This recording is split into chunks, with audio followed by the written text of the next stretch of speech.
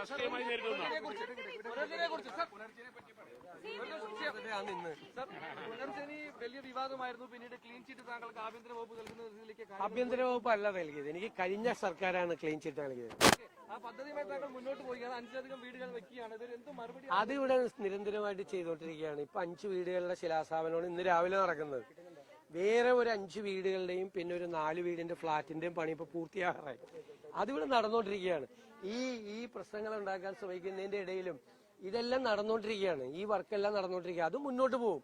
അത് അവര് തന്നെ അന്വേഷിച്ച് അവര് തന്നെ കണ്ടെത്തി ഒന്നുമില്ലെന്ന്, വീണ്ടും അവരൊന്നും കൂടി അന്വേഷിച്ച് വീണ്ടും കണ്ടെത്തി ഒന്നുമില്ലെന്ന്. ഇത്രയേ ഉള്ളൂ.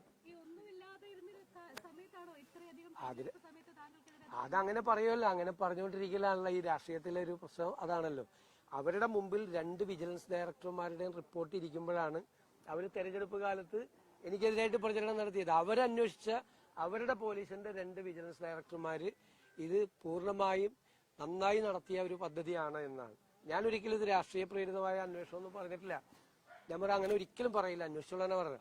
അന്വേഷിച്ച് ക്ലീൻ ചിറ്റ് കിട്ടുമെന്നുള്ള ഉറപ്പ് എനിക്കുണ്ടായി. ഞാൻ എന്റെ പ്രസംഗം നിങ്ങൾ എടുത്തു നോക്ക്. ഏത് ഏജൻസി അന്വേഷിച്ചാലും അതിനൊരു ക്ലീൻ ചിറ്റ് കിട്ടും. അവരെ അഭിനന്ദിക്കൂടി ചെയ്യുമെന്ന് ഞാൻ പറഞ്ഞിരുന്നു അസംബ്ലിയിൽ. ഞാൻ CBI അന്വേഷണം എന്ന് പറഞ്ഞപ്പോൾ ഞാൻ CBI കൂടി അന്വേഷിക്കട്ടെ.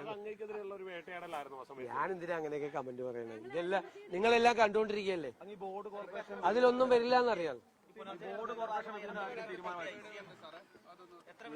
അത് നോക്കണം, ഇനിയിപ്പൊ നോക്കണം. നേരത്തെ നമ്മൾ കഴിഞ്ഞ തെരഞ്ഞെടുപ്പ് കാലത്ത് അതുവരെ ഉണ്ടാക്കിയിരിക്കുന്നതിന്റെ ലിസ്റ്റ് കൊടുത്ത് ഇനി പുതിയത് നമ്മൾ കൊടുക്കണം. ഇപ്പൊ നമ്മൾ ഏകദേശം ഒരു 100-150ഓളം വീടുകൾ നമ്മൾ പൂർത്തിയാക്കാൻ വേണ്ടി സഹായിക്കുന്നുണ്ട്.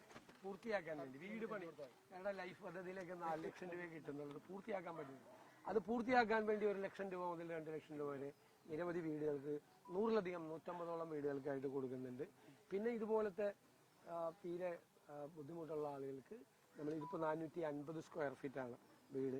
ഇന്ന് 5 വീടുകളുടെ ശിലാസ്ഥാപനമുണ്ട്.